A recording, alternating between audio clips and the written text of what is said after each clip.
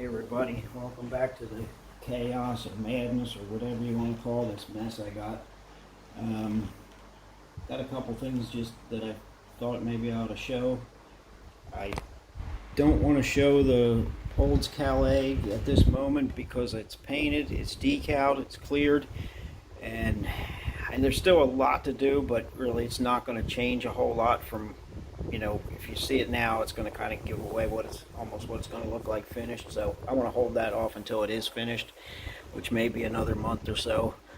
But I've been going a little bit crazy with a little bit more, making some molds for resin casting. I made the 71 Vega. It's the only one I had, and I just a body, and I figured I need more. And also the Austin, which is going to be in another segment of this video. So I'm not going to go into that right now. But the Vega here, I haven't been doing a whole lot. I do have the cage done. Actually, I got to mount the motor, a couple more little bars, and I noticed something a problem that I have here, and that is this Nova floor pan is set up for a leaf spring rear.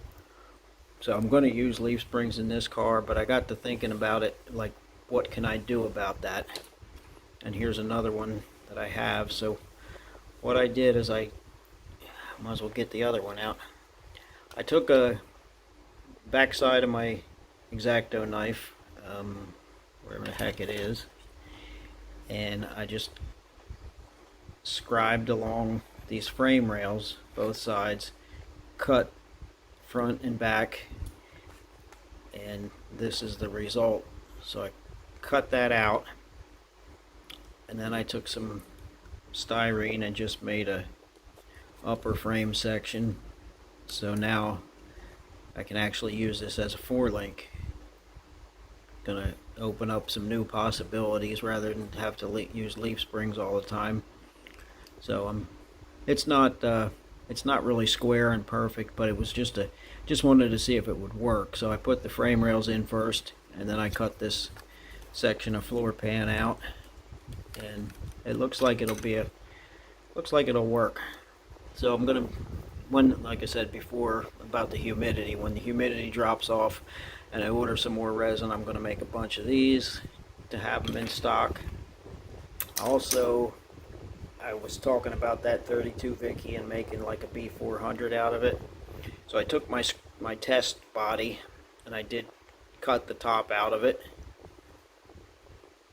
And that's one of the things I made a mold for, was this 36 Ford Roadster top.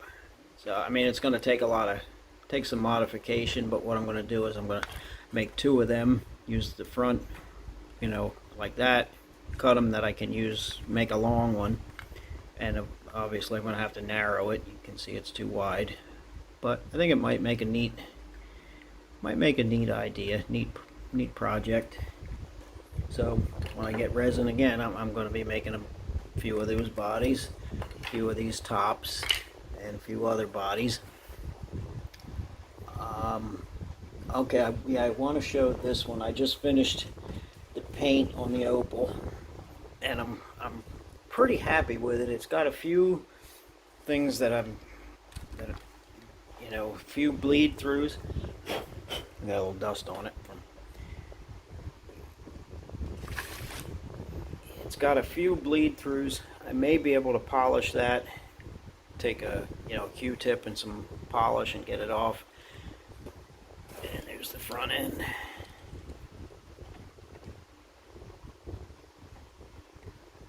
And what I did, I wasn't sure about doing the cobwebbing. This car had a pearl white in here, and it had cobwebbing, which is done by using real thick paint, high pressure, plug the vent hole so it comes out like string.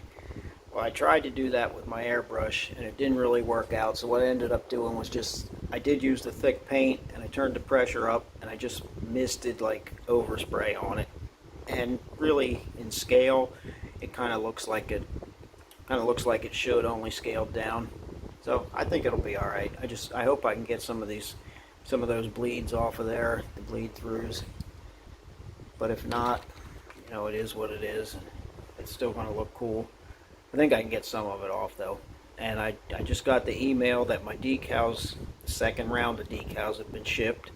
So I'm hoping within 2 or 3 weeks I might have the decals for it. I'm not going to clear it until I put the decals on. So it's just going to sit and cure for now. And then after that I got to paint the back bumper chrome. I'm going to paint the front bumper silver. And silver around the headlights. You know, there's some little detail painting in there. But I think it's going to be cool. And I did an experiment on, I was talking about doing this Vega with the clockwork orange. So I made a couple test decals. And I'm pretty sure I'm going to use that top one because it has white lettering. The bottom one you can't really, you won't see it, especially on an orange car. You'll never see that lettering. So thinking that's going to go on the side, on the door. Should be pretty cool. And my rough casting here had a lot of pinholes in it, so I got it puttied up. Time for more sanding. So everything's coming along. The only thing I can show on the Warren Johnson Calais right now is the dash that I made and the tack. I actually attached some little wires at the back of the tack. Let me get this on something I can hold it with. And I put some 5-minute epoxy in for a lens and on the shift light. So that's, I have a straight pin for mounting, so that's going to go, yeah, this is the back side, back of the dash, so that's going to go in there. Well, hard to get it on. Yeah, that's going to go in there like that. The wires will go down through the dashboard. And I'm still trying to come up with a window net, and I'm having a lot of trouble. I can't seem to find anything. I actually started, I don't think this is going to work. Let me see if I can get down here. But I started laying it out with thread because I don't want the ribbon window. I want the string. For the age of the car, it had the string. So I got a feeling I won't be able to get that off of the mat because it's going to be super glued to the mat. And a friend of mine told me he had an idea of using gauze. Now maybe I can't find the right gauze around here. I mean, it's not a bad idea. He was saying use some gauze and pull a bunch of the strings out. But this type of gauze just really doesn't work for that. And the other thing I found was something I bought at the store had this netting on it. But I think it's a little bit too big. You know, the scale of it, the holes are going to be too big. Plus it's like diamond shaped. It's kind of hard to make it square. I did have a piece cut out. Like if you cut, you know, cut the right way, it can look square. But you got to stretch it, which also opens up the holes. So I'm still looking for something for a window net. So if anybody has any suggestions, you can leave it in the comments. Just my personal opinion, but so far in the resin printed, 3D printed bodies I've had, I feel that this is the only good thing to do with a 3D printed body. And that is to make a mold and cast them out of resin. Because here's another one. You can see the, well, maybe you can see, I don't know, the side pillars here are bulged out. One side's cracked. I super glued it back together so I could actually make the mold. And even though this thing is, I mean, it's a cool little Austin, but it is not 100% accurate. And I was, you know, debating whether to just throw it away and forget about the money I spent to buy the body, or make a mold and make another one. I decided to make a mold because I want to try something with this. I want to see if I can cut cut this off and make a coupe out of it instead of a sedan. So be an interesting concept if it works. And the way they print them, I mean, the roof is kind of flattened down and got a lot of marks in it, whether it shows or not. I know some people love 3D print, but I am not a fan. I'll stick to my cast resin.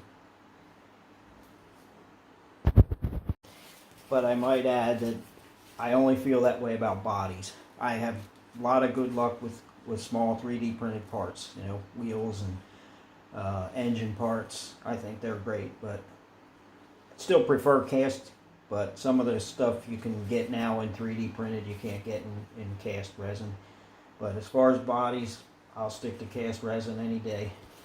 Again, just my opinion. And any other comments or questions or suggestions, go ahead and drop them in the comments. Leave it in the comments. And any other comments or questions or suggestions, go ahead and drop them in the comments. And we'll see you next time.